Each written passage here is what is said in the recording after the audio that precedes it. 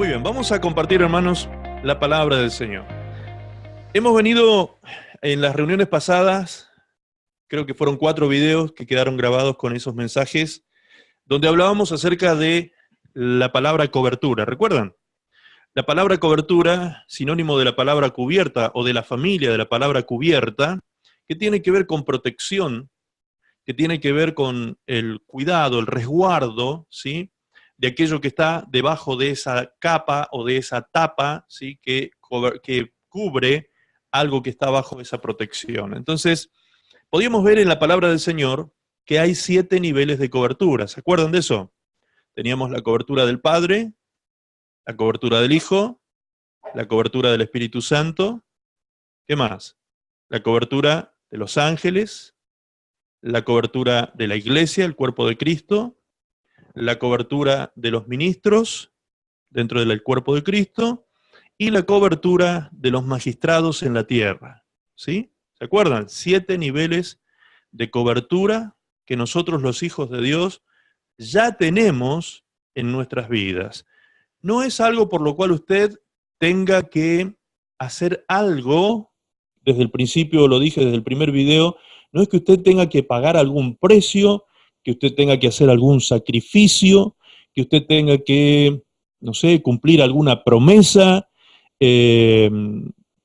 hacer alguna ofrenda de algún tipo de ofrenda, de lo que sea, para que usted pueda tener en su vida este tipo de cobertura de parte del Señor.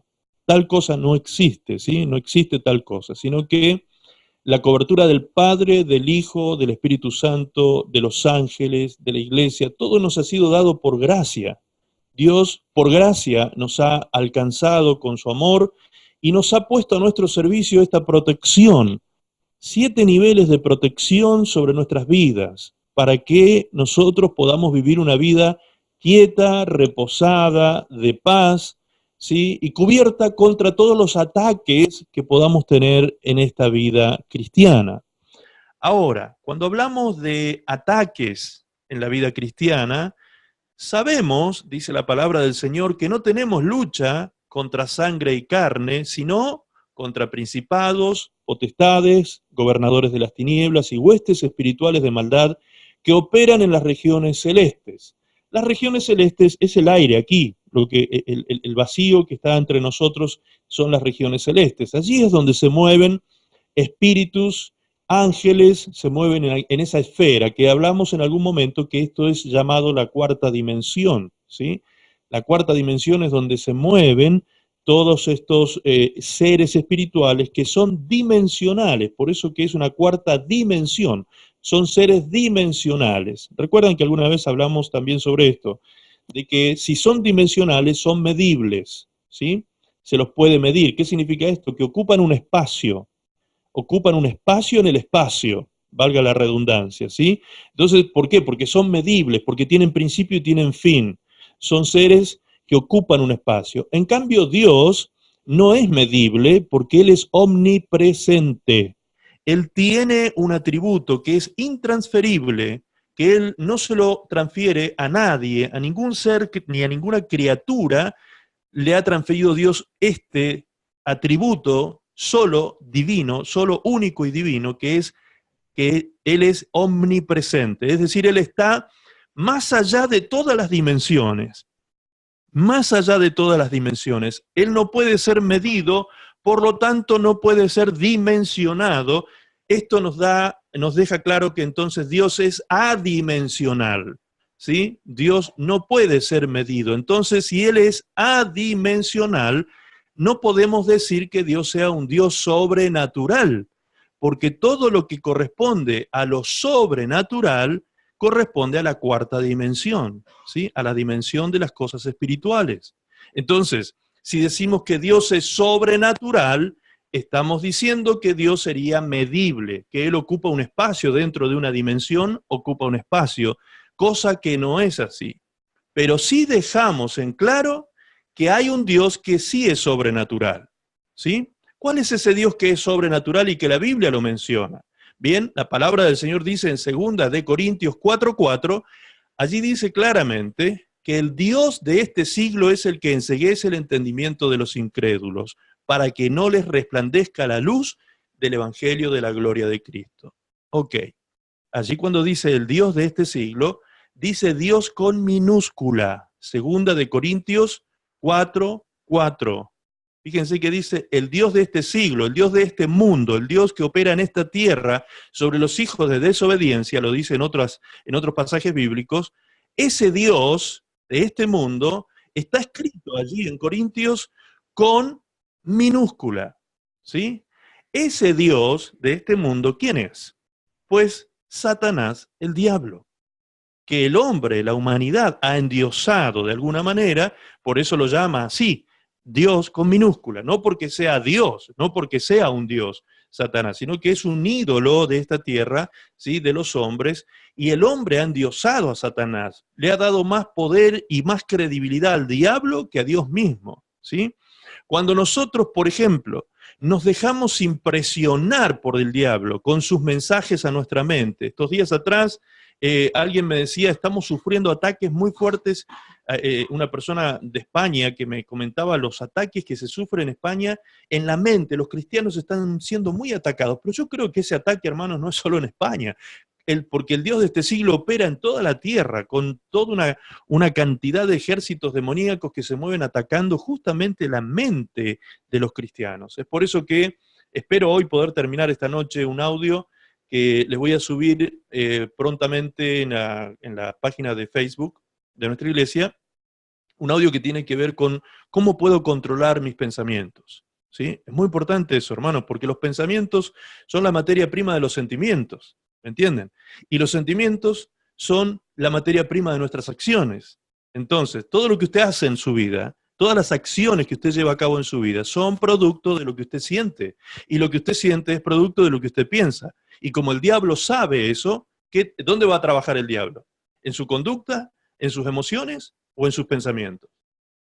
En sus pensamientos, obviamente. Porque sabe que desde ahí esa es la génesis, ese es el origen de todos los malestares, de todos los sentimientos tóxicos, nocivos, que atacan su alma, su corazón, que están atacándole con aflicción, con depresión, con angustia, con miedos, con temores, todo eso. Pero ¿dónde arrancó todo ese sentimiento que está albergándose en su vida?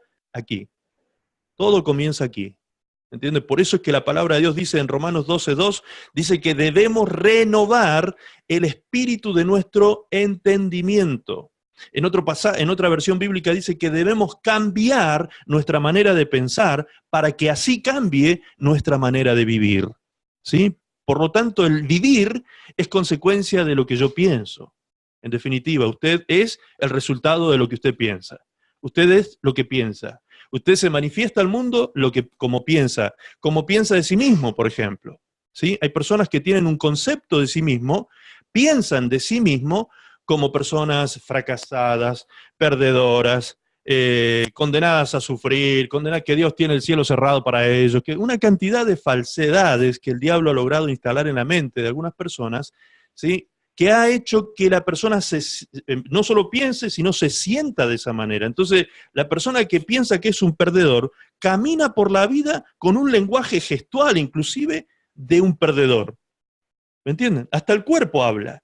Camina como un perdedor. No camina erguido, no camina frente a la vida con la frente en alto, con una conciencia limpia, con una mente limpia, ¿sí? Sino que anda cargado, anda agobiado, anda ahí que apenas.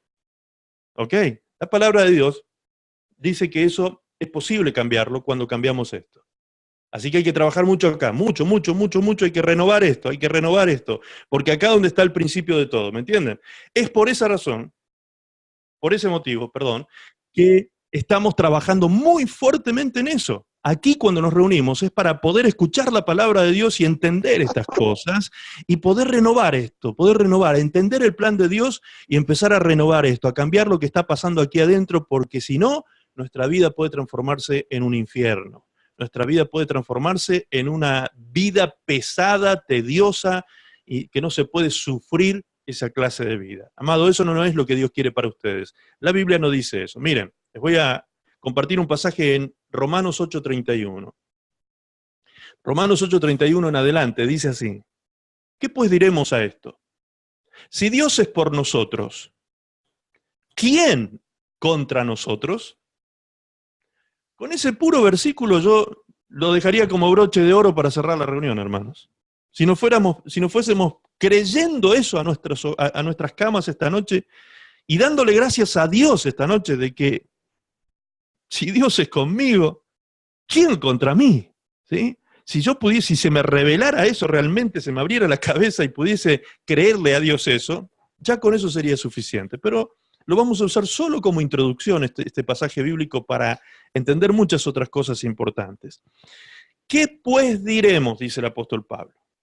Si Dios es por nosotros, ¿quién contra nosotros?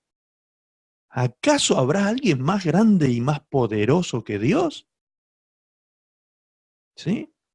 Ese Dios que está escrito con minúscula, que recién les mencionaba, ese es el Dios sobrenatural, al cual muchos lamentablemente sin saberlo, oran y claman, porque dicen, oh Señor, clamamos al Dios sobrenatural, pedimos que lo sobrenatural venga a nosotros. Hermano, lo sobrenatural son demonios. También son ángeles, por supuesto, pero también son demonios. Entonces, cuidado cuando se ora. Cuidado a quien dirige su oración. Su Dios no es sobrenatural. Nuestro Dios es todopoderoso, omnipresente. Está en todo lugar. ¿Me entiende? Está más allá de las dimensiones. Es adimensional. Por eso no es sobrenatural. Porque si estuviese sobre lo natural solamente, estaría en esa dimensión. Y Dios está sobre lo sobrenatural. ¿Me está entendiendo? Entonces tenemos que tener claras estas cosas. Que nuestro Dios, dice el apóstol Pablo, el Dios que está con nosotros, no es ese pequeñito Dios sobrenatural, dimensionable, medible, que ocupa un lugar en la creación, porque el diablo, Satanás, el diablo como personaje solo está en un lugar, él no está en todos los lugares de la tierra. Lo que hay en todos los lugares de la tierra es el ejército desplegado de Satanás, que está organizado en principados, potestades y gobernadores, dice la palabra, y huestes espirituales que están bajo el mando de estos comandos que el ejército del enemigo tiene. Entonces, el diablo es simplemente el general de ellos, pero él está ocupando un lugar. Él es un Dios sobrenatural, como dice la Biblia. Inclusive dijimos y quedó claro también que no estaba en la Biblia la palabra sobrenatural y por eso es que hace falta explicarla, porque es un término moderno. Muy bien. Siguiendo entonces ahora con el tema. Si Dios es por nosotros, ¿quién contra nosotros? Respóndame eso, por favor. Comienza a pensar un poquito ahora y piense, ¿quién puede ser más poderoso que Dios? ¿Quién puede ir en contra de Dios? ¿Quién le puede torcer el brazo a Dios? ¿Quién le puede ganar la batalla a Dios? ¿Quién le puede hacer frente a nuestro Dios? ¿Hay alguien acaso más poderoso que Él para hacerlo? ¿Existe alguna criatura en el universo que pueda enfrentarse a nuestro Dios? Obviamente que no. Y si es obvio, usted no necesita fe, usted necesita razonar, nada más. Nada más. ¿Me entiende? Fíjense qué maravilloso esto. Porque para eso no hace falta fe. Hace falta razonarlo, nada más que eso. Y cuando uno lo razona, se abre el entendimiento sobre el tema y allí recién uno lo viene a creer con un nivel de fe superior inclusive, porque lo razonó y lo entendió. Ahí está la diferencia, cuando nosotros razonamos y comprendemos las cosas. También dice la palabra del Señor que nuestro culto a Dios debe tener esa característica. Romanos 12:1 dice que nuestro culto a Dios es un culto racional. Racional. ¿Me entiende? Es decir, no es que Dios nos ha llamado a ser marionetas. Nosotros no somos autómatas por ser cristianos, por ser hijos de Dios. No hemos sido llamados a ser marionetas controlados por un Dios que tiene ciertos antojos con la humanidad. No es así. No es así. Dios nos ha creado como seres libres, como seres pensantes, como seres con pensamiento crítico. Nosotros tenemos que fomentar, los cristianos, el pensamiento crítico que la religión en otros siglos pasados y aún hoy inclusive ha opacado en la humanidad.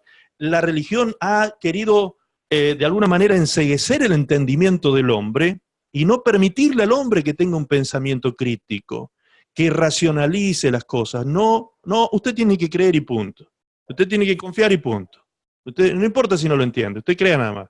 Bueno, hay cosas que sí, que no las vamos a entender, ciertamente, porque Jesús mismo lo dijo. Hay misterios que no nos van a ser revelados a nosotros en este tiempo. Pero eso no quiere decir que todo lo que sí se nos reveló no lo podamos razonar.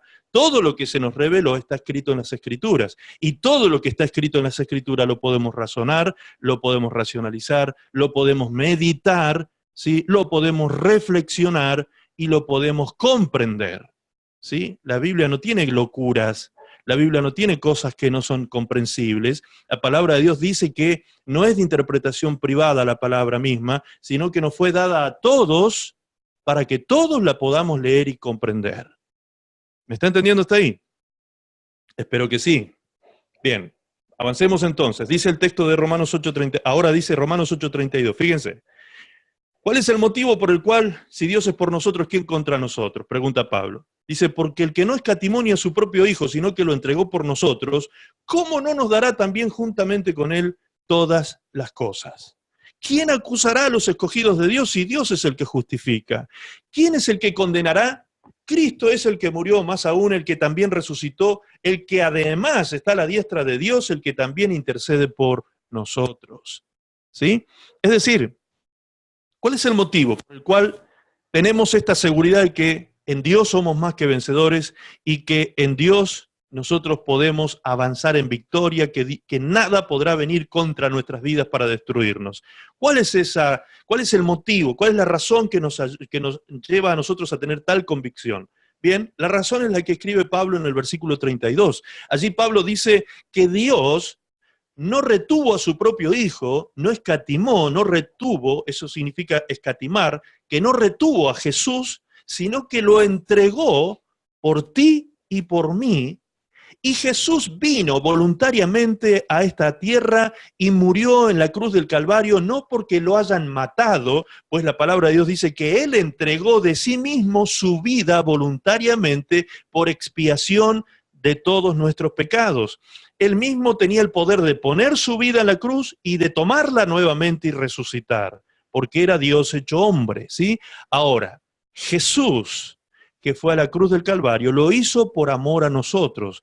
El Padre entregó a su Hijo y el Hijo entregó su vida por nosotros. Entonces, ¿cómo vamos a dudar, dice el apóstol Pablo, teniendo un Dios tan lleno de amor por nosotros, que fue capaz de dar lo que Él más amaba, que era su propio Hijo?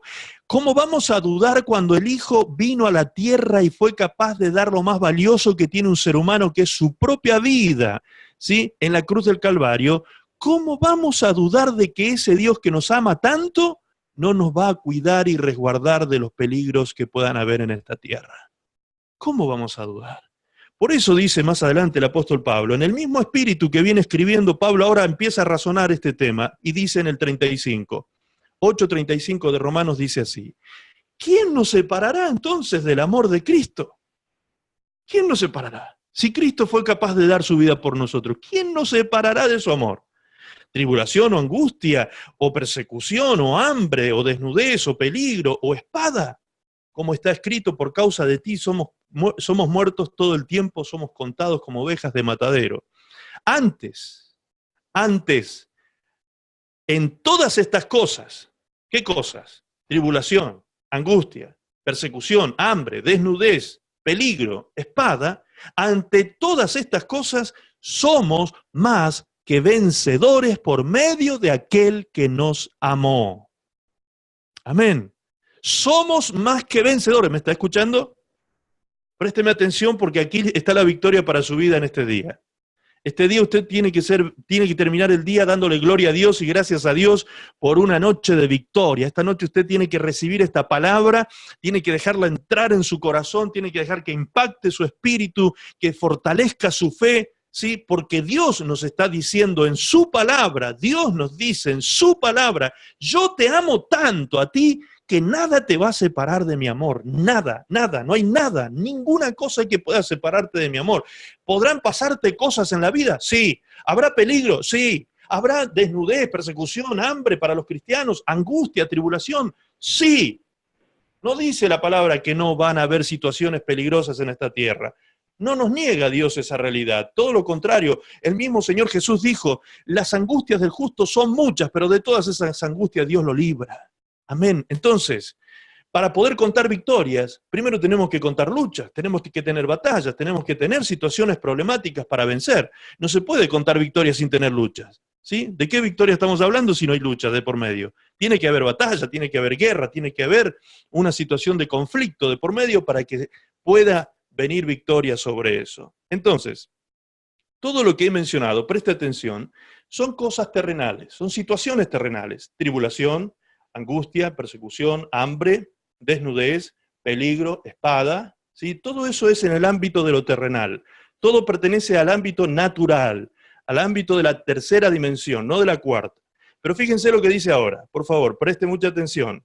El 8:38, el siguiente versículo dice, por lo cual estoy seguro, dice Pablo, estoy seguro de que ni la muerte, ni la vida, ni ángeles, ni principados, ni potestades, ni lo presente, ni lo porvenir, ni lo alto, ni lo profundo, ni ninguna cosa creada nos podrá separar del amor de Dios que es en Cristo Jesús, Señor nuestro. Amén. Fíjense cómo ahora Pablo lleva esto a otro plano. Primero habló del plano natural y de las cosas y situaciones terrenales que podemos vivir. Pero después Pablo lleva esto a un plano sobrenatural, hablando de principados, potestades, hablando de ángeles, ¿sí? Hablando de situaciones que tienen que ver con lo sobrenatural precisamente. Es decir, que Pablo nos dice y nos deja claro aquí en este pasaje de Romanos que la cobertura de Dios, por causa de ese amor que nos tiene, el cuidado, la protección de Dios sobre nuestras vidas, es tan tremendo, es tan poderoso que trasciende la escena humana, que trasciende la vida humana. Es decir, está más allá de lo humano. La protección de Dios aún nos protege, nos guarda y nos libra de los ataques que podamos tener de principados, potestades, ángeles caídos, de lo que sea que se levante contra nosotros. En Cristo Jesús somos más que vencedores. Somos más que vencedores ante todas estas cosas. Entonces, si el diablo ha querido atacar tu mente y haciéndote creer que a ti Dios no te tiene en cuenta, que a ti Dios no, contigo no, la cosa es para otros, ¿sí? Porque el diablo es especialista en convencer a las personas con estos pensamientos. No, la bendición es para otros, la sanidad es para otros, los milagros son para otros. No, es para cada uno de nosotros los que creemos. El poder de Dios, dice Efesios capítulo 1, está disponible para aquellos que creemos.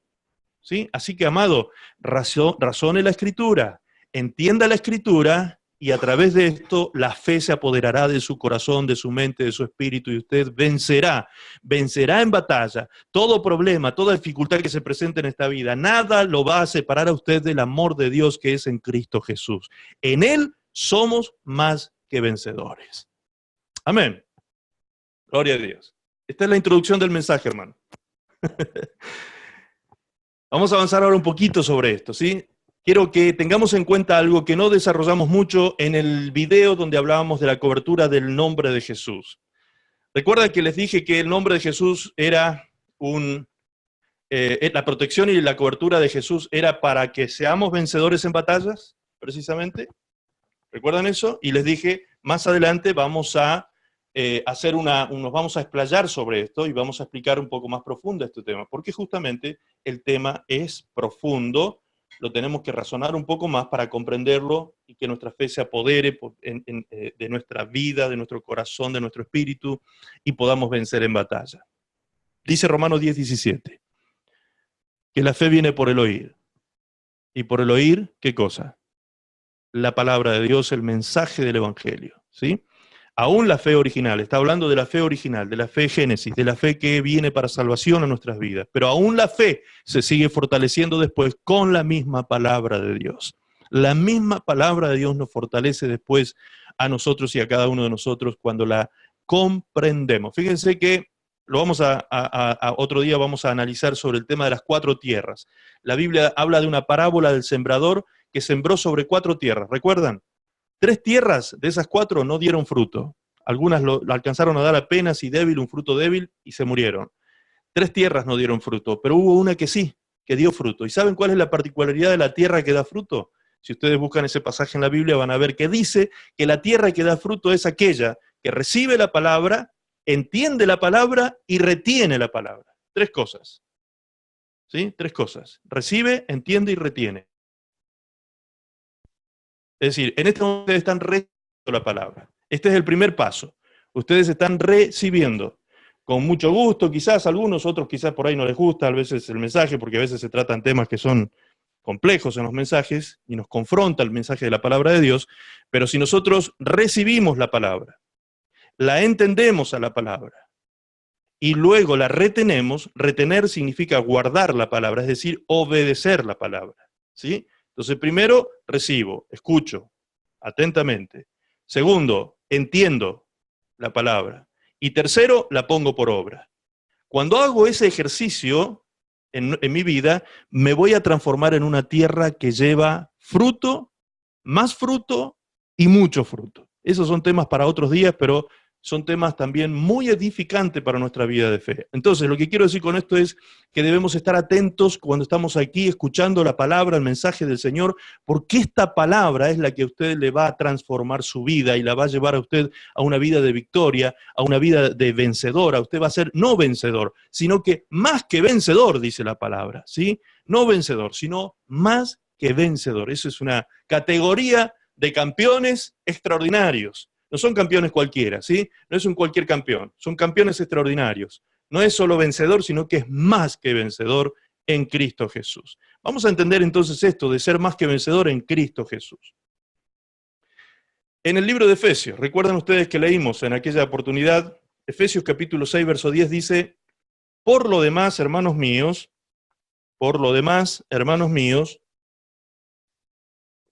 fortaleceos en el Señor y en el poder de su fuerza. Muy bien. ¿En quién me tengo que fortalecer? En el Señor. ¿Y en el poder de quién? De su fuerza. Ok, entonces todo radica en Cristo. ¿Sí? El poder de su fuerza. Mi fortaleza está en Cristo y en el poder de su fuerza. ¿Sí? Por lo demás, hermanos míos, fortaleceos en el Señor y en el poder de su fuerza, vestíos de toda la armadura de Dios para que podáis estar firmes contra las acechanzas del diablo. Vestíos. Vestíos. Este verbo, vestíos, fíjense cómo está conjugado. No está sugiriéndonos algo, nos está dando una orden esto. Si yo quiero fortalecerme en el Señor y en el poder de su fuerza, tengo que estar vestido de Cristo. Y el que se viste soy yo, por eso dice vestíos. Yo soy el que me tengo que vestir.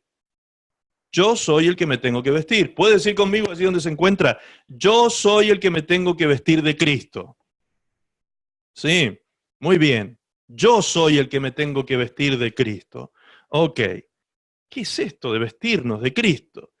Si leemos en el libro de Romanos capítulo 13, Romanos 13, 12, allí vamos a empezar a comprender esto. Dice, la noche está avanzada y se acerca el día. Desechemos, pues, las obras de las tinieblas y vistámonos de las armas de la luz. Ok, aquí nos habla el apóstol Pablo de que nos podemos vestir de las armas de la luz, pero para vestirnos de las armas de la luz, primero tengo que hacer otra cosa. ¿Sí? Romanos 13, 12, para los que están anotando, al versículo 14 vamos a leer. Allí dice, la noche está avanzada y se acerca el día. Desechemos, ahí aparece el primer verbo. Desechemos, pues, las obras de las tinieblas. Ok, entonces que antes de vestirme, ¿sí? Antes de colocarme la vestidura, antes de vestirme de Cristo y antes de vestirme de las armas de la luz, primero tengo que hacer algo. ¿Qué tengo que hacer? Desechar las obras de las tinieblas. Primer verbo. Entonces, ¿puede un cristiano pretender estar vestido de Cristo y al mismo tiempo vivir en las obras de la carne y del pecado? No. No hay comunión entre una cosa y la otra. No somos chicha ni limonada en ese caso, ¿me entienden? Entonces, o somos o no somos, ¿sí? Y cuando decidimos ser, no significa que vamos a ser perfectos, que no vamos a cometer errores. No. Simplemente lo que Dios está esperando es que usted tome la decisión de desechar las obras de la carne. Y después en la tarea de poder hacerlo, el que lo va a ayudar va a ser Dios mismo. A que usted todos los días pueda vencer las obras de la carne, que usted ya decidió, aquí donde se toman las decisiones, usted ya decidió desecharlas. Ya decidió echar fuera las obras de la carne de su vida, ¿sí? No es que usted va a ser perfecto desde el momento que diga, bueno, voy a desechar las obras de la carne, y se pone a orar, por ejemplo, y dice, Padre, desecho las obras de la carne en el nombre de Jesús. Amén. Listo, ya está, deseché todo. No, no existe tal acto mágico. ¿Me entienden? Esto es un proceso. La santificación es un proceso. Hasta la liberación es un proceso. La liberación. ¿Recuerdan ustedes cuando Jesús le dijo a los judíos que habían creído en él? Juan capítulo 8, verso 31 y verso 32. Allí Jesús dijo estas palabras. Dijo, si ustedes quieren ser mis discípulos, tienen que permanecer en mi palabra. Y cuando permanezcan en mi palabra, van a conocer la verdad. Y cuando conozcan la verdad, entonces serán verdaderamente libres. ¿Se dan cuenta cómo la liberación inclusive es un proceso en nuestra vida? ¿Sí? A medida que la verdad comienza a tomar parte en nuestra mente, en nuestro espíritu, en nuestro corazón, comienza a llenarnos la verdad de Dios, las tinieblas y de la ignorancia y todo eso tienen que ir apartándose de nuestra vida y comenzamos a ser todos los días un poco más libres de todas esas cosas que nos venían atando, afligiendo, atormentando en nuestra vida espiritual. Todo esto, la vida cristiana es un proceso y el proceso comienza aquí, cuando yo tomo la decisión. Cuando yo tomo la decisión. Jesús dijo, hay dos caminos delante de nosotros, camino ancho y camino angosto. Escoged el camino que han de seguir. Ustedes escogen, dijo Jesús. ¿Sí? Dios mismo, en el capítulo 11 de Deuteronomio, hablando con Israel en el pasado, le dijo así, pongo a Dios por testigo, pongo al cielo por testigo y a la tierra por testigo de que hoy pongo delante de vosotros el camino de la vida y el camino de la muerte. Escoged. ¿Sí? Es decir, ¿quién es el que escoge? Nosotros. Yo soy el que decido. Yo soy el que escojo. Dios a mí me lo ofrece todo y ya hizo todo para que yo viva una vida libre, salva, bendecida, sana, saludable, próspera. En todos los aspectos de la vida, Dios quiere verme crecer, Dios quiere verme saludable, Dios quiere verme armonioso, Dios quiere verme lleno de su Espíritu Santo. Y para eso ya Dios lo hizo todo. Todo lo hizo. Ahora yo debo decidir por la vida. Yo debo decidir por el camino angosto. Yo debo decidir por Cristo. Entonces, cuando decido por Cristo, Cristo viene a mi auxilio y me ayuda a vencer las obras de la carne por medio del poder del Espíritu Santo. Eso lo vamos a aplicar en otro mensaje más adelante, porque está bien interesante esto de poder vencer el pecado, ¿sí? Porque eso también es un proceso. Eso también es un proceso. En algunos casos muy excepcionales son sucesos, pero en la mayoría de los casos son procesos.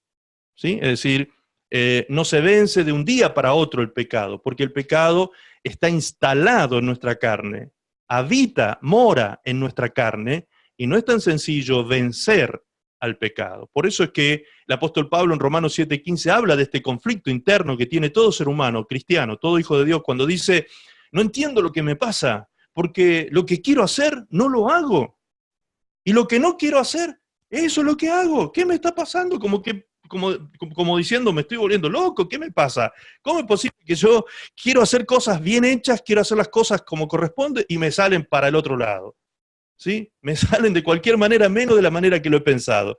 ¿Por qué? El apóstol Pablo mismo explica en ese pasaje que lo que está pasando es que hay en nosotros todavía vigente la ley del pecado y que de la única manera que podemos ser libres, dice el verso 23, es por medio de Jesucristo.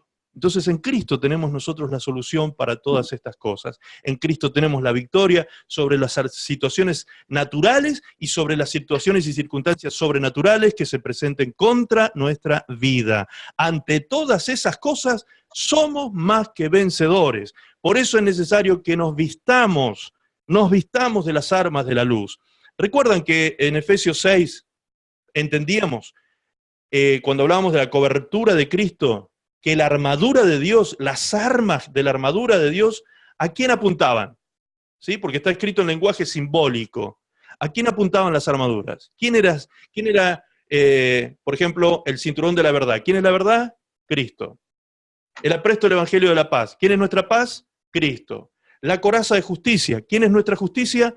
Cristo. El yelmo de la salvación. ¿Quién es nuestra salvación? Cristo. ¿Sí? La espada del Espíritu, que es la palabra de Dios. ¿Quién es la palabra de Dios? El Verbo encarnado, Cristo. el escudo de la fe para apagar los dardos de fuego del maligno. ¿Quién es nuestra fe? Cristo. ¿Entiende? Entonces todas las armas de la armadura de Dios no hablan de otra cosa que de Cristo. Entonces yo me tengo que vestir ¿de quién?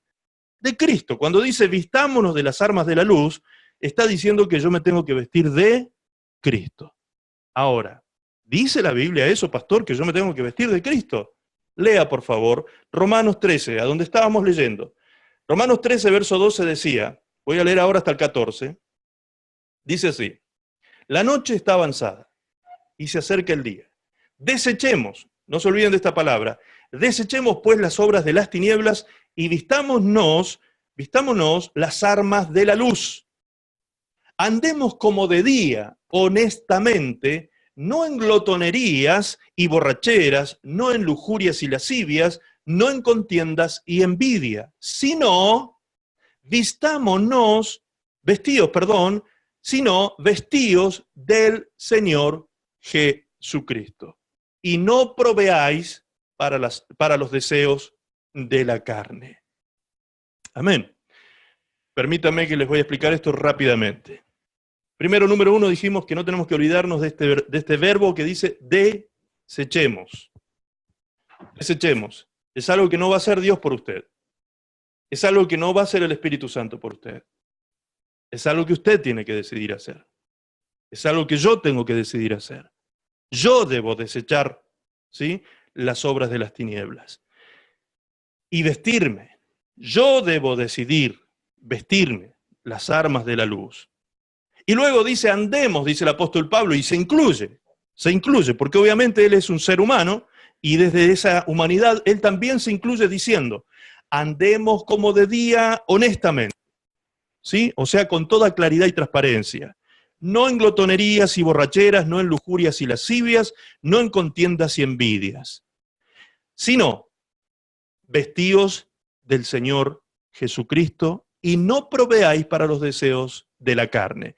Es decir, que Pablo está ligando aquí dos cosas muy importantes. Las obras de la carne, el acto pecaminoso de la carne, lo está ligando con las obras de las tinieblas, que habla en el versículo 12, ¿sí? Obras de las tinieblas que son pecados, lujuria, lascivia, contiendas, envidias, borracheras, glotonería, todo ese tipo de cosas que tienen que ver con los vicios de la carne. Pablo dice que estas son obras de las tinieblas. Practicar estas cosas son practicar cosas de las tinieblas, y esas cosas yo las debo desechar de mi vida y no proveer más para esas cosas. Eso dice el verso 14, no proveáis para los deseos de la carne. Es decir, si usted sabe que hay algo que alimenta, que nutre algún deseo pecaminoso en su carne, ¿qué tiene que hacer? Cortar esa provisión que le está dando a eso. ¿Me entiende? Hay que cortar con eso. A veces cortar con eso significa cortar con algunas personas que nos están llevando a vivir esa vida licenciosa y pecaminosa. A veces cortar con nutrir la carne tiene que ver con prácticas de pecado que nosotros tenemos. Llega el tiempo en que uno tiene que decidir cortar con esas cosas y desecharlas de una vez para poder vestirse del Señor Jesucristo completamente. El Señor te perdonó tus pecados pasados. La palabra de Dios dice que nuestros pecados pasados, antes de conocer a Jesucristo, fueron perdonados por Dios y olvidados. Dios no se acuerda nunca más de nuestra vida pasada y de nuestros pecados pasados. Nunca más se acuerda Dios de nuestros pecados. Pero no dice lo mismo la Biblia respecto de nuestros pecados presentes. ¿Sí? La palabra de Dios dice que nuestros pecados presentes están siendo todos anotados. Todos están siendo anotados. Los pecados después de Cristo son todos anotados. Dios los puede perdonar, por supuesto que sí, y los perdona, pero son anotados. Los otros fueron olvidados, pero los pecados en Cristo, cuando ya somos responsables y conscientes del pecado, que algo no lo tenemos que hacer y lo hacemos igual, eso queda anotadito. ¿Sí? La palabra de Dios dice que eso no solo queda anotado, sino que un día todos daremos cuenta de lo que hayamos hecho mientras estuvimos en la carne, sea bueno o sea malo, dice la palabra. Todos vamos a dar cuenta de eso, sea bueno o sea malo. Nos va a tocar a nosotros, a los cristianos, dar cuenta de eso ante el tribunal de Cristo. Nosotros nos vamos a ir al juicio final del gran trono blanco, ¿sí? Allí va toda la humanidad sin Cristo, pero nosotros vamos a ir a un tribunal también, donde vamos a ser galardonados, donde vamos a ser premiados por todo lo bueno que hicimos. Pero también la Biblia dice que podemos padecer pérdida de nuestro galardón por todo lo malo que hicimos. ¿Me entiende? Entonces, atención a esto. Por eso Pablo dice, ¿usted quiere vivir vestido de Cristo? Usted tiene que tomar una decisión, tiene que desechar las obras de la carne. No puede haber comunión con el pecado. No dice que no pueda pecar, dice que no puede haber comunión con el pecado. O sea, yo no debo andar en esas cosas. Fíjense que Pablo utiliza ese verbo justamente. En el versículo 13 dice, andemos como de día honestamente. No andemos en glotonería y borracheras, no en lujurias y lascivias, no en contiendas y envidia. Ahí el mismo verbo se enclava allí dentro del versículo y dice, no andemos en eso. El andar en algo significa practicar esas cosas. No es que usted cometió un error, que usted metió la pata un día y que por eso se le cierra el cielo. No es así. No es así. El tema es que yo tengo que decidir no andar más en ciertas prácticas pecaminosas. ¿Me está entendiendo? Entonces, cuando yo decido eso, puedo vestirme completamente de Cristo y tener la plena seguridad que estoy siendo protegido por aquel que me hace más que vencedor frente a cosas naturales y a cosas sobrenaturales que pueda venir en contra de mi vida. No voy a tener miedo a brujos, a brujas, hechiceros, hechiceras, macumberos, cumbieros, no sé, no se me ocurren otro nombre, de cosas que puedan venir en contra de mi vida. No vamos a tener miedo de esas cosas, vamos a vivir en plena libertad, ¿entiende? Vamos a vivir en plena libertad en Cristo y vamos a guardar esa libertad. Gálatas 5:1 dice que tenemos que permanecer firmes en la libertad con que Cristo nos hizo libres y no volver otra vez al yugo de la esclavitud. ¿Me entiende? Tenemos que permanecer firmes en la libertad. La libertad es algo que se tiene que cuidar, es algo en la cual se tiene que perseverar. Y se persevera mientras yo tenga en mi mente constantemente el pensamiento de desechar el pecado y de vivir en comunión con nuestro Dios. Así, entendiendo esto de esta manera, toma total sentido lo que también compartíamos hace un tiempo atrás, que les dije que lo íbamos a desarrollar un poquito más, en 1 Juan 5:18. Allí dice, sabemos que todo aquel que ha nacido de Dios no practica el pecado, pues aquel que fue engendrado por Dios le guarda y el maligno no le toca. Ok, fíjense lo que dice, que el maligno no puede tocar a aquella persona que fue nacida de Dios. ¿Sí? El maligno no lo puede tocar, no te puede hacer nada. Pero, si leemos solo el principio y el final del versículo, nos falta la información del medio. Y la información del medio es la que tenemos que tener clara precisamente para entender la protección de Cristo en nuestras vidas. Fíjense lo que dice. Sabemos que todo aquel que es nacido de Dios no practica el pecado. O sea, todo aquel que es nacido de Dios decide desechar el pecado y no practicar el pecado. ¿Me está entendiendo? Todo aquel que es nacido de Dios. ¿Quiénes son los nacidos de Dios? Juan capítulo 1, versos 12 y 13 dice, a todos aquellos que le recibieron, a los que creen en su nombre, Dios le dio la potestad de ser hechos hijos de Dios, los cuales no son engendrados por voluntad humana, por voluntad de hombre, sino por voluntad de Dios. Entonces, ¿quiénes son los engendrados por Dios? Nosotros, sus hijos, los que hemos recibido la palabra de salvación, el Evangelio de Jesucristo y la persona misma de Cristo y la gracia de Dios en Cristo, la hemos recibido en nuestra vida. Nosotros, los hijos de Dios, hemos sido engendrados por Dios, dice, y ahora, como somos hijos de Dios, ya no andamos en tinieblas, ya no estamos en el reino de las tinieblas, sino que fuimos trasladados al reino de la luz, al reino de Cristo, y en este reino de luz hay que andar en luz. ¿Me entienden? Hay que andar en luz, en este reino de luz. No se puede andar en tinieblas en un reino de luz, es imposible. Cuando la luz se enciende, las tinieblas desaparecen. Entonces no puede haber tinieblas en nosotros cuando andamos realmente en luz. Ahora, ¿cómo sabemos que estamos en tinieblas o en luz? Bien, el que está en luz es aquel, como dije recién, que ha decidido renunciar al pecado, desechar el pecado, resistir el pecado, ¿sí? Y comenzar a vivir una vida conforme a la voluntad de Dios, apartándose, dejando de andar en todo tipo de carnalidades, de pecados como lascivia, lujurias, glotonería, todo tipo de pecados de la carne, apartándose de eso, no andando más en eso, es decir, no practicando esos pecados. Ahí comprendemos con mayor claridad este pasaje, cuando dice, sabemos que todo aquel que es nacido de Dios no practica el pecado. Es decir, no anda en esas cosas. ¿Me está entendiendo? No anda en pecado, no anda en lujurias, no anda en borracheras, no anda en envidias, no anda en lascivias.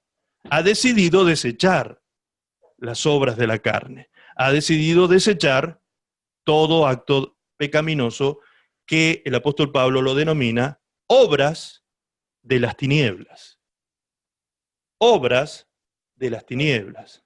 Hemos decidido entonces, como hijos de Dios, engendrados por Dios, hemos decidido no practicar pecado.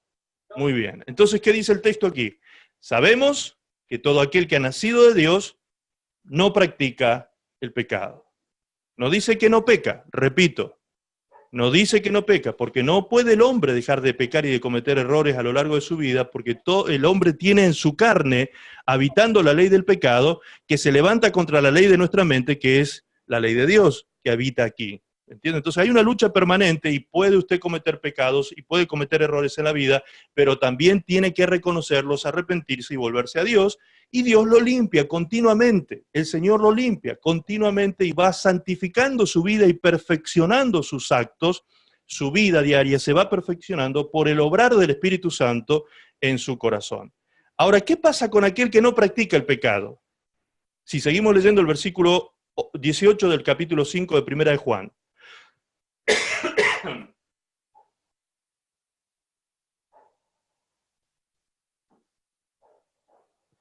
¿Qué pasa con el que no practica el pecado? El versículo dice así: aquel que fue engendrado por Dios, le guarda. Entonces, ¿quién te guarda? Aquel que fue engendrado por Dios.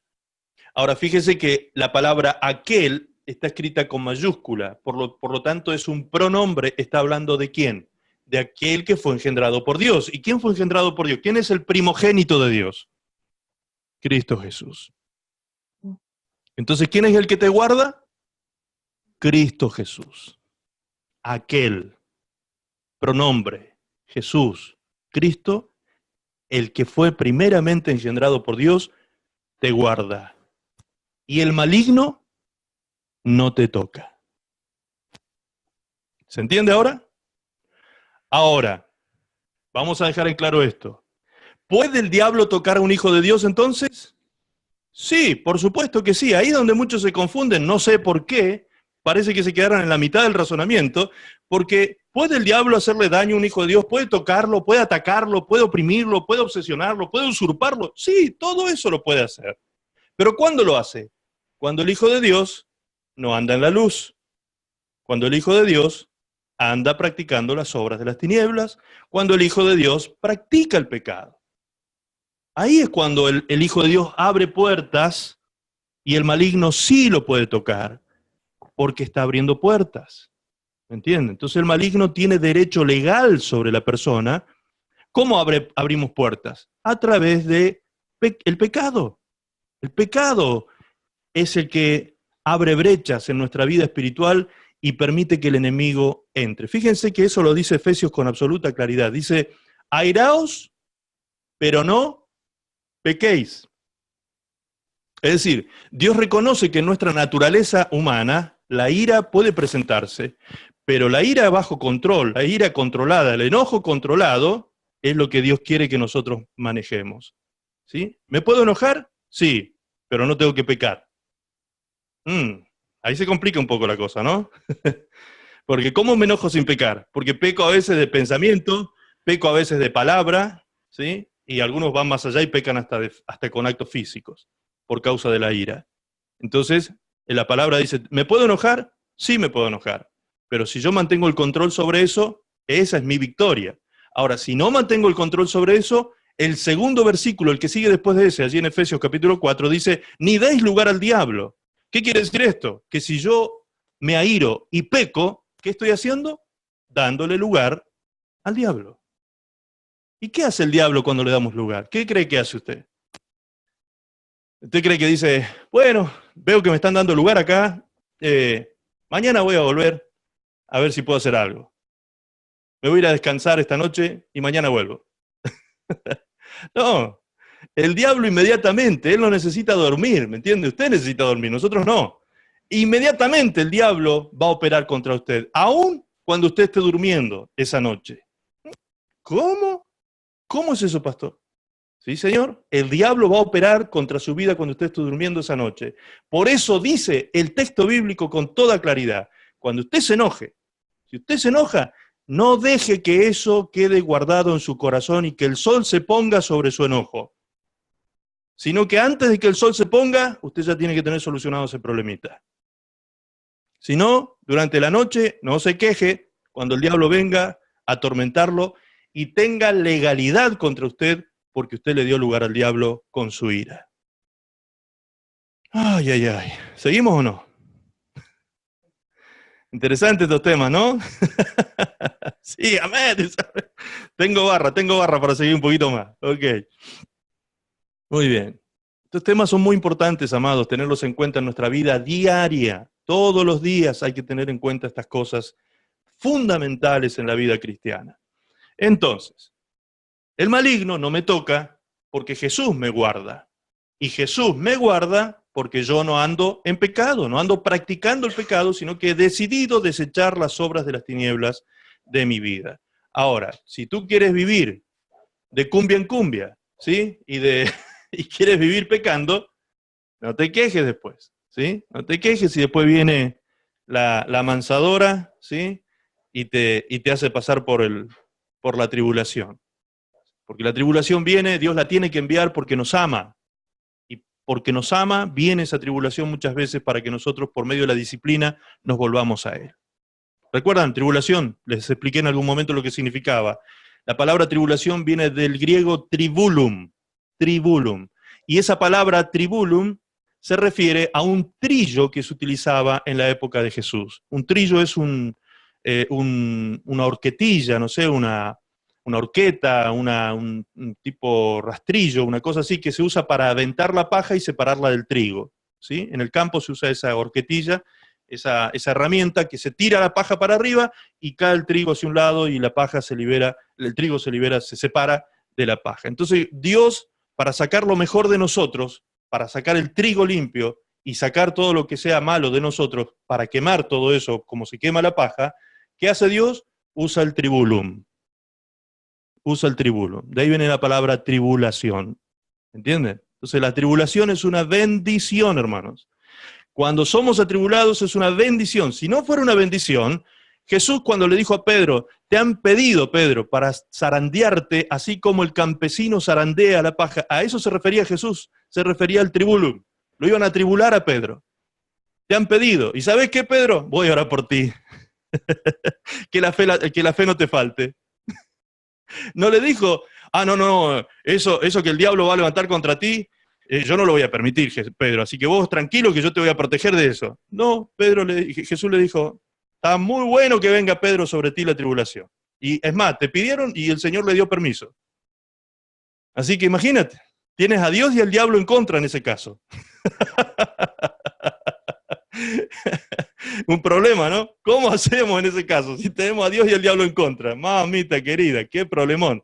Bien, la única forma de salir de la tribulación es arrepintiéndonos de nuestros pecados, pidiéndole perdón al Señor por lo que hicimos mal y desechar el pecado de nuestras vidas. Porque en definitiva para eso es la tribulación, para que nosotros definamos desechar de nosotros, separar de nosotros, como el grano se separa de la paja. Muy bien. Seguimos adelante. Hablemos un poquito sobre el poder de la sangre de Cristo. Acá vamos a tocar un tema sumamente importante, hermanos, muy interesante. El poder de la sangre de Cristo. El poder de la sangre de Cristo es lo que nos hace a nosotros vencer, porque le quita legalidad a Satanás. ¿Sí? Voy a leer un pasaje que se encuentra en Apocalipsis 12:11. Apocalipsis 12:11. Allí dice, y ellos le han vencido, refiriéndose que han vencido a Satanás, y ellos le han vencido por medio de la sangre del Cordero y de la palabra del testimonio de ellos, y menospreciaron sus vidas hasta la muerte. Pregunto, ¿ellos le han vencido a Satanás por medio de qué? De la sangre del Cordero. ¿Sí? Por medio de la sangre de Cristo. Cristo es el Cordero de Dios, dice la palabra. Entonces a eso se está refiriendo aquí Apocalipsis. Que los que han vencido a Satanás, lo han vencido por causa de, o por medio de, la sangre del Cordero. De allí viene una costumbre, parece ser, se ha hecho una costumbre, y lo he escuchado muchas veces de algunos hermanos que me cuentan por ahí, ¿sabe, pastor, que pasé un momento de tribulación, me sentí atacado por el diablo? ¿Y qué hiciste, hermano? Me cubrí con la sangre del Señor. ¿Sí? Le dije, Señor, cúbreme con tu sangre en ese momento. Muy bien. ¿Es correcto decir eso? Se utiliza esa frase como si fuera un mantra, un talismán, no sé, como si yo digo, cúbreme con tu sangre, listo, ya estoy libre de todo ataque del enemigo. ¿Pasa eso realmente? Quizá algunos de ustedes lo han hecho, quizá algunos de ustedes lo han practicado. ¿Y terminó el ataque del enemigo cuando ustedes hicieron eso? No, por momento, el diablo cuando nosotros nombramos la sangre de Cristo, sí que se espanta. Sí, más vale que se espanta, pero no quiere decir que ya lo vencimos por el solo hecho de decir, Señor, cúbreme con tu sangre. ¿Sí? En un momento de miedo, de terror, muchas veces tendemos a hacer ese tipo de oración. Yo lo he hecho muchas veces, cuando no conocía la palabra, muchas veces decía eso porque era como un talismán, no sé, como un mantra, una frase mágica que a mí me iba a sacar de encima el ataque del maligno. ¿Sí? Muy bien. Vamos a ver qué dice la Biblia respecto de esto. Apocalipsis 7, verso 14, anote por favor, los que están anotando. Apocalipsis 7, 14, Apocalipsis 5, 9 y Apocalipsis 1, 5. ¿Sí? Anote porque se acuerda que capaz que no subo el video, así que están bajo amenaza. Los quiero ver anotando. Apocalipsis 7:14 dice, yo le dije, Señor, tú lo sabes. Y él me dijo, estos son los que han salido de la gran tribulación y han lavado sus ropas y las han emblanquecido en la sangre del Cordero. ¿Sí? Esto fue en un momento en que se le pregunta al apóstol Juan, cuando él estaba recibiendo el Apocalipsis, la revelación del Apocalipsis, se le pregunta al apóstol Juan, ¿quiénes eran estos que venían entrando? ¿Sí? Habían unos que venían entrando, dice, al cielo, venían entrando vestidos de vestiduras blancas, pero no era la novia del Cordero, que es la que vemos después en Apocalipsis 19, un poquito más adelante, en el 19, ahí encontramos que la esposa del Cordero no está vestida de blanco. La esposa del Cordero está vestida de lino fino, blanco y resplandeciente. ¿Sí? Es diferente la vestidura, tiene otras características.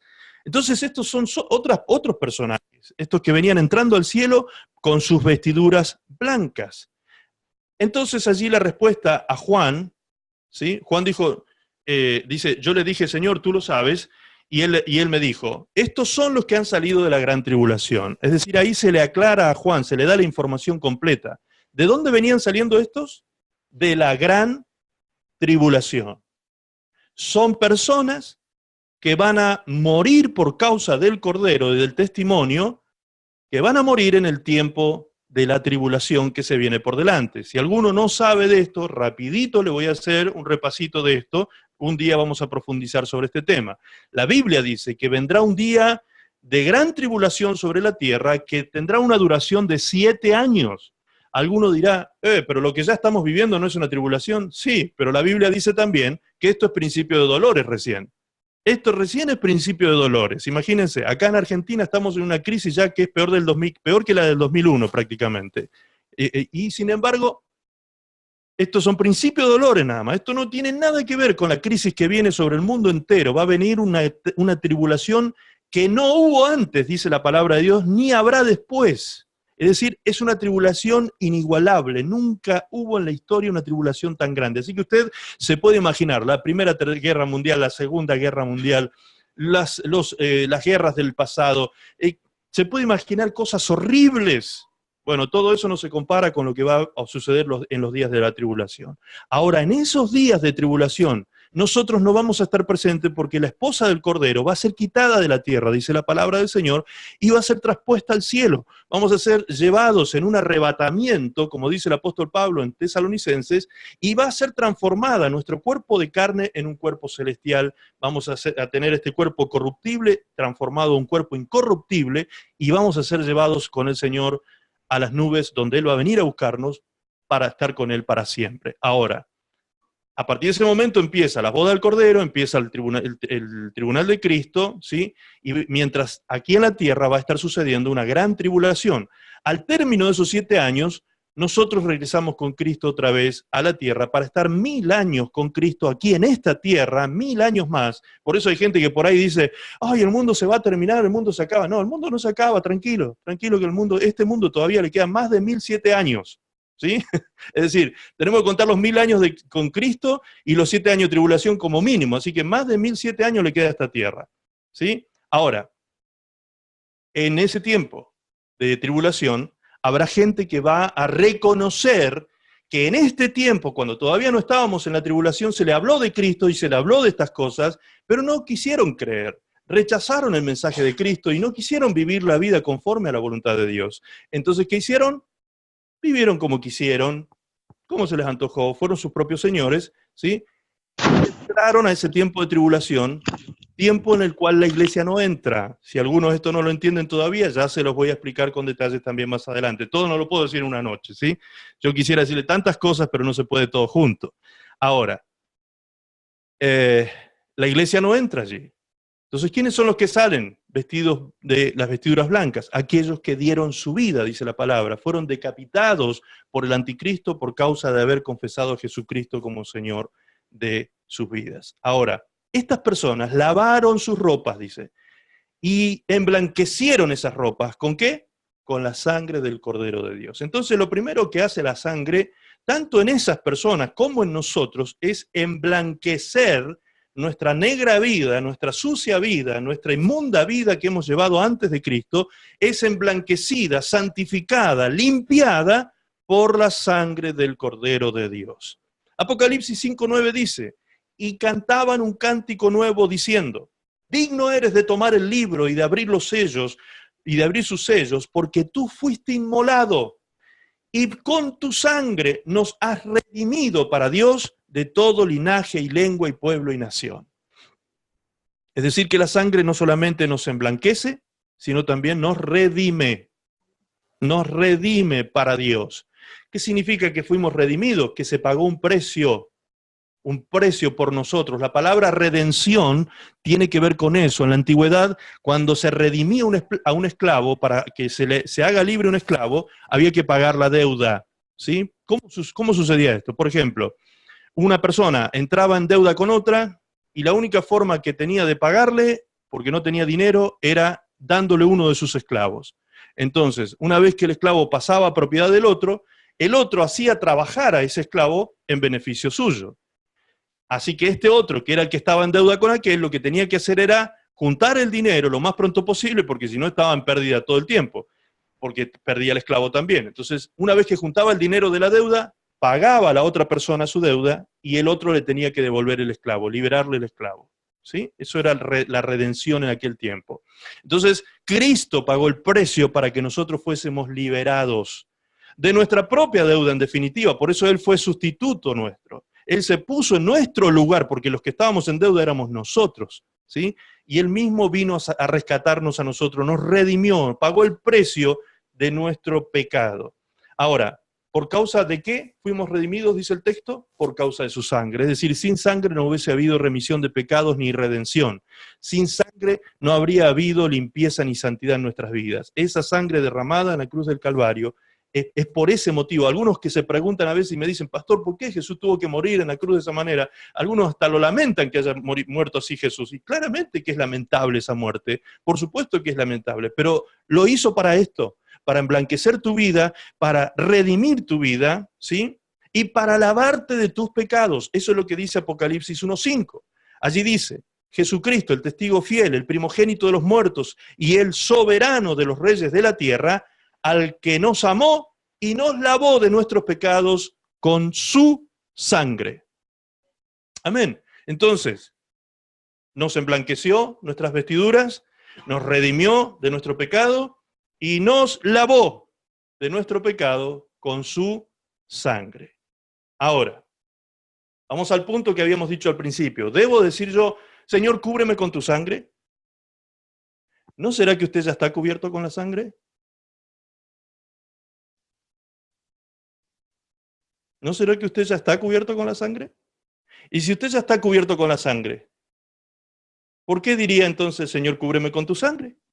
¿Vieron cómo razonando las cosas simplemente se nos revelan? Mire, vamos a leer ahora lo que dice 1 de Pedro 1:2.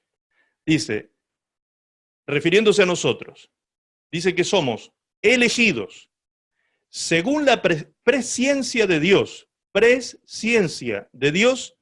Padre, en santificación del Espíritu Santo, para obedecer y ser rociados con la sangre de Jesucristo.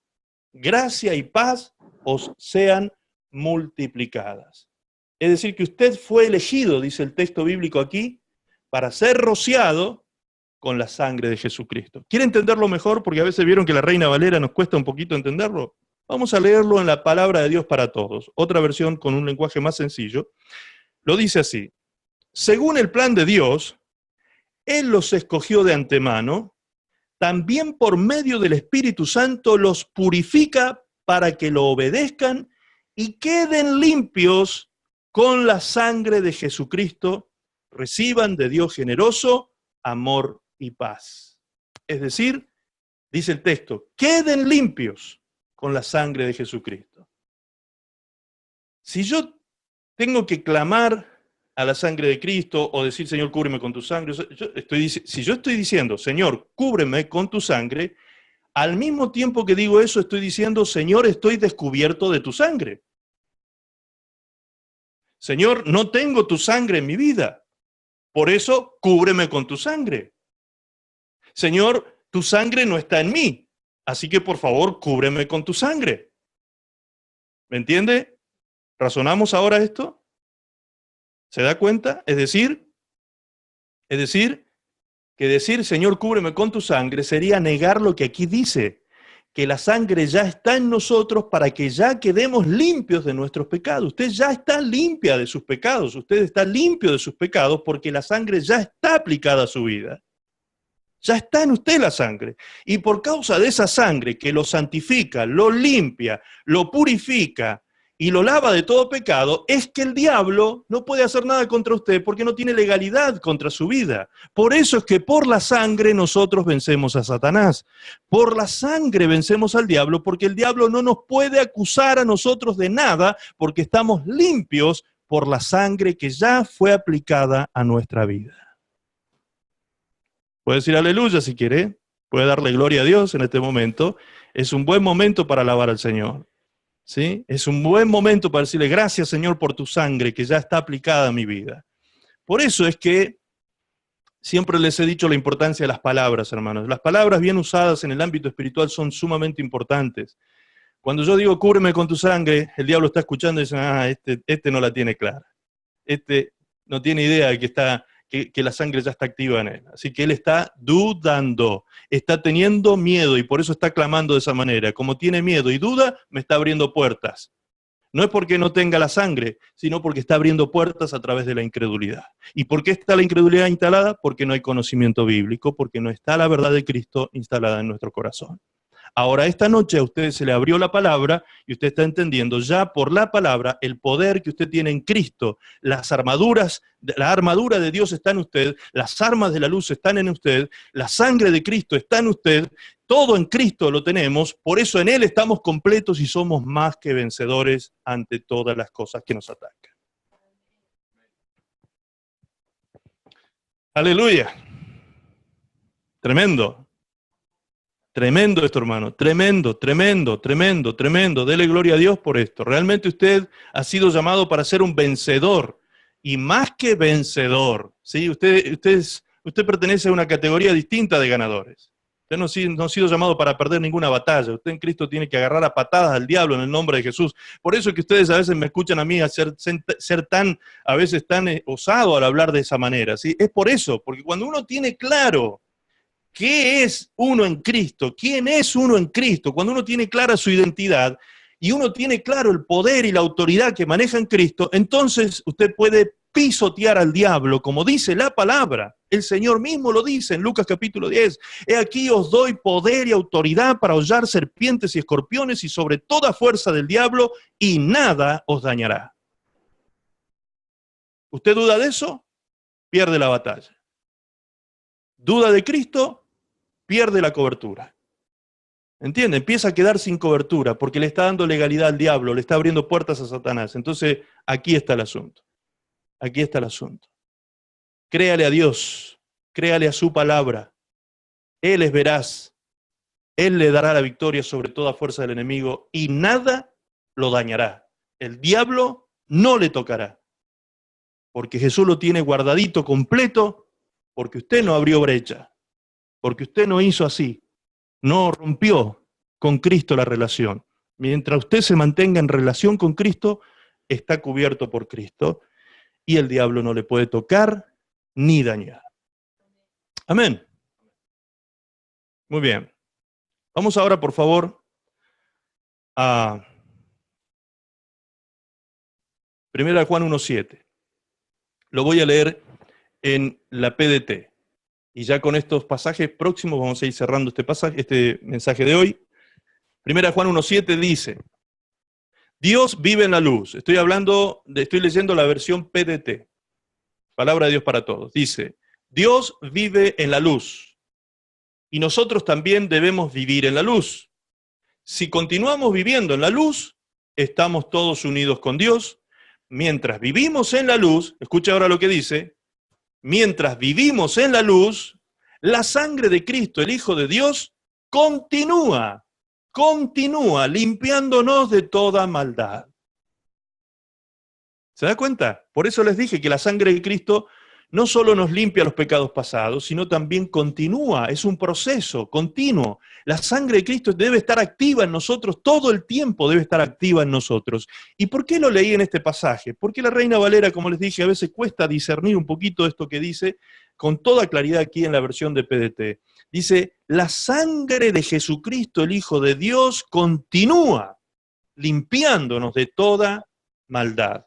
Ahora, ¿cuándo continúa la sangre de Cristo limpiándonos de toda maldad? Mientras nosotros vivamos en luz. Eso dice el texto.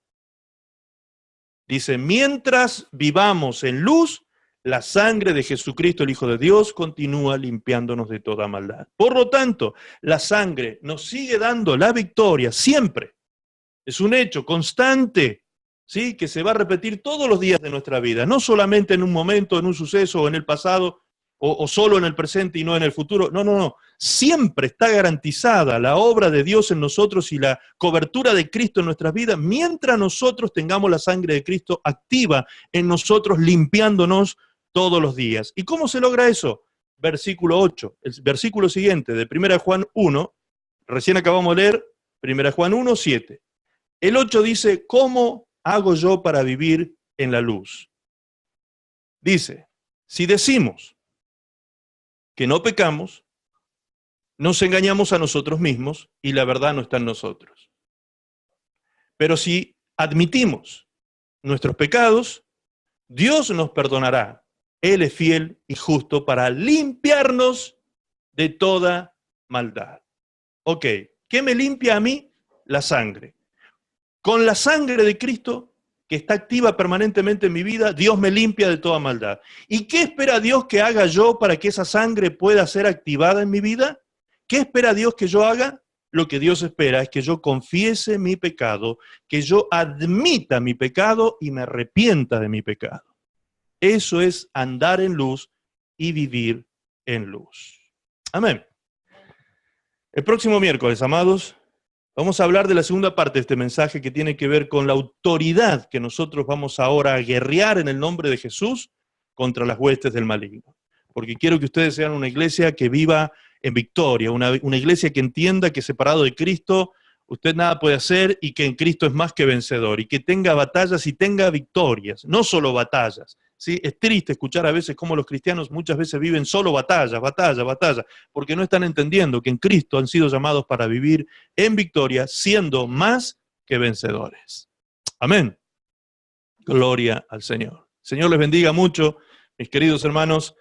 El próximo miércoles, entonces, a las 20 horas, vamos a estar nuevamente aquí, comunicándonos, conectándonos para compartir más de la palabra del Señor para su vida. Puede quedarse meditando en esto, la nota que tomó, vuelva a leerlas en su palabra, vuelva a indagar en ellas, a inquirir, a comprender, ¿sí? Y esta vez voy a tener misericordia y voy a grabar este mensaje y se los voy a subir al muro para que lo vuelvan a ver, si lo necesitan, ¿sí? Ahora, los que decían que no hace un rato, ¿qué dicen ahora? ¿Lo subimos o no lo subimos ahora? Ahora sí, algunos están ahí medio... Ok, ¿vieron? Es difícil a veces tomar esta decisión, pero bueno, muy bien. Me gustaría que Sergio, por favor, Sergio querido, que nos despidas en oración esta noche. Cierra, por favor, este tiempo precioso en el Señor con una oración de agradecimiento por la palabra de Dios. Muy bien, amado Sergio, das gracias por la palabra entonces esta noche y ya nos estamos despidiendo de esta reunión. Gracias, Señor. Ya. Padre, en el nombre de Jesucristo te damos gracias, Señor. Gracias por este tiempo, Señor, donde pudimos escuchar, Señor, oír tu palabra, Señor, aprender, Señor, sobre lo que tú querías hablarnos esta noche, Señor, sobre nuestra identidad, Señor, Padre, sobre tu palabra, Señor, sobre la sangre de Cristo, Señor, en nosotros, Señor. Te pedimos, Señor, que tú nos puedas bendecir, que tú puedas cada momento, Señor, alumbrar nuestro entendimiento para que podamos comprender tu palabra, Señor, para que podamos, Señor, crecer, Señor, en ti, Padre. Te lo pedimos en el nombre de Jesús. Enséñanos, Señor, danos un corazón, Señor, y una mente ministrable, Señor, para que podamos crecer, para que podamos edificar, Señor, tu iglesia, Señor, para que podamos compartir, Señor, donde estemos, Señor. Te lo pedimos, Señor. Fortalécenos, Padre, te lo pedimos en el nombre de Jesús. Trae revelación, Señor, también de tu palabra, de nuestra búsqueda personal, Señor, diaria, de la comunión que tenemos contigo, Señor. Te pedimos, Señor, que esta palabra la podamos masticar, que esta palabra, Señor, que tú nos enseñaste hoy, Señor, podamos meditarla durante la semana, ponerla en práctica, Señor, y ser bendición, Señor, para otros también. Te lo pedimos, Padre, en el nombre de Jesús. Te agradecemos, Señor, por tu palabra. Te agradecemos, Señor, por tu amor y misericordia. Padre, te agradecemos por esta comida, Señor, con la cual tú nos nutres, Señor, y nos haces crecer, Señor. Te lo pedimos, Señor, en el nombre de Jesús. Ayúdanos a comprender, Señor, y a poner en práctica todo lo que tú nos enseñas, Señor, en el nombre de Jesús. Bendigo a todos y a cada uno de mis hermanos, a los que están presentes, de mis hermanas, Señor, a los que están presentes y a los que no, Señor, también los bendigo, Señor, en el nombre de Jesús, y te pido que tú los bendigas, Señor, que tú puedas, Señor, ministrarles, hablarles. Te pido por cada uno de ellos y de ellas, Señor, para que tú puedas hablar a sus corazones, para que ellos puedan tener un corazón y una mente, Señor, sensible, Señor, a tu voz, Señor. Te lo pedimos en el nombre de Jesús. Bendícelos a cada uno de ellos y de ellas, Señor. Te pido, Señor, por los pastores, Señor, que tú los bendigas, que tú los fortalezcas, que tú te glorifiques sobre sus vidas, Señor, que traigas, Señor, un denuedo, Señor, a sus espíritus, a sus corazones, Señor, en esta noche, Señor. Yo te pido en el nombre de Jesús, glorifícate sobre ellos, Señor. Renuévalos diariamente de tu espíritu, Señor. Padre, llénalos, trae consuelo a sus vidas, trae un refresco, Señor, de tu espíritu sobre sus espíritus, sobre sus cuerpos. Dale fuerza nueva, dale paz, dale tranquilidad, Señor. Los bendigo en el nombre de Jesús. Los bendecimos, Señor, para que ellos puedan seguir y continuar, Señor, tu obra, Señor, tu trabajo en esta tierra y con nosotros. Muchas gracias, Señor. Te pedimos, Señor, que cada uno de nosotros, Señor, pueda, Señor, descansar en esta noche, Señor, y pueda poner en práctica, como decía, Señor, tu palabra, Señor, durante la semana, Señor. En el nombre de Jesús, muchas gracias. Sorpréndenos, Señor, y enséñanos a hacer tu obra, Señor, durante esta semana y durante el resto de nuestras vidas, Señor. Te amamos, Señor. Te amamos y queremos, Señor, pedirte, Señor, que nos ayudes a estar conectados contigo, Señor. Padre, conectados con tu palabra, Señor. Todos los días, Señor. Todos los días, Padre. En el nombre de Jesús. Y que podamos ser bendición, Señor. Aquí y en donde estemos, Señor, en el nombre de Jesús. Muchas gracias, Señor. Bendigo a cada uno de mis hermanos y hermanas, Señor, Padre, para que tengan una semana bendecida, Señor. Que tú puedas bendecirlos y sorprenderlos en esta semana, Señor. Amén. Que podamos tener, Señor, experiencias que podamos contar, Señor. Testimonios que podamos contar, Señor. Gracias. En la semana, Señor. Muchas gracias. Los bendigo para tu gloria, Señor, y para tu alabanza. En el nombre de Jesús. Amén, Señor. Y amén. Amén. Los bendiga. Amén. Amados, Señor les guarde, tengan una semana poderosa, bendecida, gloriosa. ¿Sí? Vivan la victoria de Cristo esta semana. Aférrense a las promesas del Señor. No duden de la protección y la cobertura del Señor en esta semana. Si ustedes se mantienen firmes en la fe, van a ver cómo el cielo se abre sobre sus vidas y la gracia de Dios se va a derramar gloriosa esta semana. ¿Lo crees? Recíbelo entonces en el nombre de Jesús. Amén. Nos despedimos. Gloria a Dios. El Señor les bendiga mucho. Bendiciones para todos. Bendiciones. Gracias, Señor. Bendiciones. Chao, chao. Bendiciones. Chau, chau, chau. Bendiciones. Chao, bendiciones. Chao. Chao. Hermano. Hola, Cata. Hola. Bendiciones, hermanos. Hola, Dios. Te queda lindo el pelo violeta.